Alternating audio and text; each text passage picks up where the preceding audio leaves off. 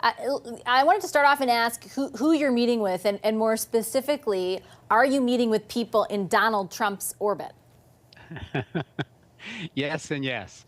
So today we're primarily meeting with people in the offices of the Senate, the House, various committees like Ways and Means Committee, U.S. Chamber of Commerce.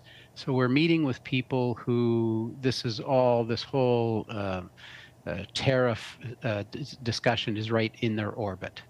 And are they in, to be more specific, in Trump's orbit? And I ask just because, like, Yep. I imagine you want, and other Canadian delegates want, to be in the ear of people who have the ear of the incoming president. Are there any specific people you can, tell our audience about tonight that you have made the case to?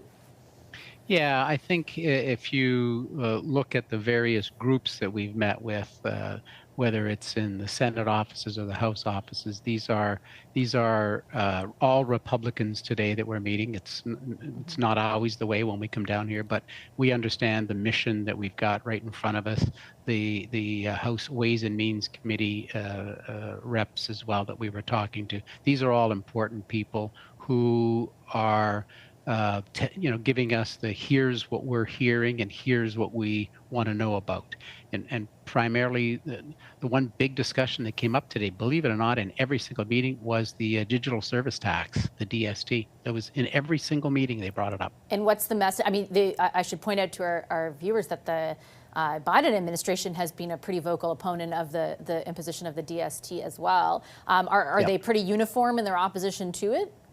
100%. They all feel that Canada is unilaterally making the wrong move. Our government feels the same way, by the way, and we've written in the past to Prime Minister Trudeau saying the digital services tax, the DST, is not the way to go. Well, first of all, we don't like any new taxes, but this is not the way to go. And this is unilaterally today what we've heard from every single meeting. Have you had any conversations with the federal government? I mean, I know that the reason that they put it forward was about some of these big companies who operate kind of free from having to pay certain taxes, kind of paying their fair share. My understanding is that that was the motivation behind it. What have you conveyed to the federal government? I mean, you said you have conveyed, but have they been receptive to it? They haven't changed their position yet, but I'm really hoping, Vassy, quite frankly, that this is set up as one of the bargaining chips that they will put on the table with the incoming Trump administration in terms of the potential tariffs. That this is something that I hope they're prepared to give up. The border, the 2% NATO, all of these things are topics today in addition to the DST. But we're hoping that the Trudeau government will put some action behind those words. What is your sense of the possibility of Canada escaping the imposition of these tariffs? And I wanted to put to you something the president said over the weekend, which was, I think, quite interesting on Meet the Press on NBC, in which he was asked, do you understand what economists are saying about how much Americans will pay for these tariffs, how much they can hurt the American economy? And he dismissed the premise of that statement, which is, of course, the argument that Canada is making to the U.S. as we speak, right? If you impose these and we impose counter tariffs, the Americans will feel it at the pump, at the grocery store, you name it. If the president remains unconvinced of that argument, what does that say about our ability to escape these tariffs? Well, I think you should start with the premise to take the president at his word, and we'll work on him from there. I saw that Meet the Press segment. We talked about it here today. For instance, at the U.S. Chamber of Commerce, they quoted a report that says every American, just on the Mexico-Canada piece, every American family will spend an additional $1,000 a year on the increases that this will bring. And I think they said 26 or 3,600 a year based on other tariffs around the world. This is a startling number, but very real number. Think about us alone adding 25% tariff on auto parts that go back and forth. First of all, I don't know how you can calculate this. They're going to go back and forth at least 4, 5, 6, 7, 8 times. Do you put 25% tariff every time it crosses and comes back and crosses again? I mean, you'd be into a number that would make production impossible. And you quite literally, we don't make parts for the United States. We make products with the United States. We don't do this without them. Everything is interlinked, so it's very problematic. Look at oil. Is a good example. Now, the U.S. still imports some oil and gas and oil. 60% of their imports comes from Canada, 10% from Mexico, and the rest from Saudi and Venezuela. That's 60%. If you put 25% tariff on that, the next morning, gas in the U.S. at the pumps would be up another nickel or whatever, but gasoline will go up. Everything will start to go up because of it. And certainly, Minister, pardon the interruption, your connection is a little bit wobbly, my apologies. I was just going to say, I don't need convincing of that, right? I understand the facts as you lay them out. I understand the degree to which this will impact the economy on both sides of the border. I just wonder how you navigate the fact that the incoming president does not even agree with the assertion that Americans will be paying more if tariffs are imposed. Like, how do you break through? Do you have any hope of breaking through? Well, we certainly have a lot of hope of breaking through. What we're doing is talking to the people that talk to the president as well, that sit on these committees, that sit in the Senate and sit in the House of Congress. This is really important that we take them our message. That's why we bought our commercials. We're spending tens of millions of dollars on the commercials, which, by the way, are being seen by everybody down here. They've commented about them at every stop we've made. And the message is, you know, when you see that beautiful scene of the Gordie Howe Bridge almost touching together, we build things together. Our infrastructure is linked together for generations. Your military is important to us. We're important to your military.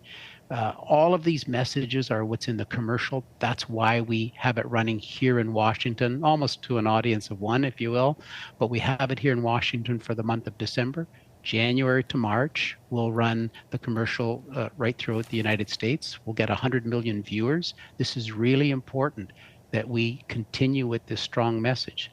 And a little more in the private meetings that we're having, we're saying things like, guys, we have critical minerals here in the province of Ontario. You have one nickel mine. You have one lithium mine. We've got all of these critical minerals in our backyard in Ontario that you need. Let's sit down and talk. The stakes for Ontarians and really for Canadians couldn't be any higher. The Premier of Ontario, as well as premiers from across the country, Minister, have talked about it. Would essentially, the application of these tariffs would enter this country's economy and each provincial economy into an instantaneous recession. So I have to ask, with great respect, should Ontarians trust your government to make the case, to navigate them through this? And I'm going to put to you some data from StatsCan, which is pretty alarming. First of all, that the unemployment rate in Ontario just came out last Friday for the month of November, rose 0.8 percentage points to 7.6%, and that is the highest rate of unemployment since May of 2014 outside of the COVID pandemic. You lost 20,000 jobs in manufacturing, 1,500 in construction, while some other provinces saw gains. Are you really the right government to navigate Ontarians through this incredibly huge challenge? So that's a one-day picture. If you look just 2 months ago, Ontario had 45,000 jobs created in that 1 month. So it just depends on the day. You're going to have monthly fluctuations up and down and up and down. But nobody talks about the month we gained 45,000 more than any other place right across the country. But we lost 5,700 jobs last month. Yes, but we've gained 850,000 jobs since we got elected in 6 years. So you're going to have fluctuations, but it keeps fluctuating and moving upwards. I guess the challenge to that is the jobs are certainly being created, but the rate at which people are looking for those jobs, the number of people who are looking for work, keeps exceeding the number of jobs that are being added, and therefore you have an unemployment rate, which has grown, if you look objectively, over time, in particular since you came in office. I think it's something like 1.6 or 1.7% higher than when your government took office. And I ask against the backdrop of, I get it, that it could be 3 months ago, 4 months ago. We're in a period right now where 2 months from now, it could be a whole lot worse with the imposition of these tariffs. Should Ontarians trust in your government to guide them when you do have data like this as a counterpoint? We're the only people you can trust to take care of the economy like this, especially in this situation. We've created 850,000 jobs in 6 years. We've lowered the cost of doing business by $8 billion annually, which keeps businesses coming in. We added 85,000 businesses last year. This is exactly why you need Premier Ford and our government to be at the helm. How soon, if you had the Prime Minister's ear and the Premier did, should the federal government be threatening counter tariffs? Well, I think the people of Canada may want to hear about retaliatory tariffs, and that's I would think that you've got a sort of a plan A and a plan B and a plan C, and that'll be one of those plans certainly. When tariffs were imposed by then President Trump in the last term, retaliatory tariffs were put in by Canada at the right time, very, very strategic ones, and it settled everything back down. The tariffs came off, and I would say that that's one of the plan A, B, or C. Right now, we're in the charm offensive. We're in the fact sharing that those numbers are the numbers that we're talking about are very real, that we are $500 billion a year partner with the U.S., evenly balanced, by the way.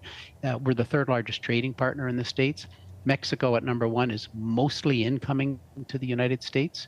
China at number 2 is virtually all incoming. Ontario, number 3 trading partner at $500 billion, is split evenly around $250 billion incoming, $250 billion outgoing. That's really important. We're the number 1 export destination for 17 U.S. states, the number 2 export destination for 11 more states. These are the kinds of things that we talk about here to remind them.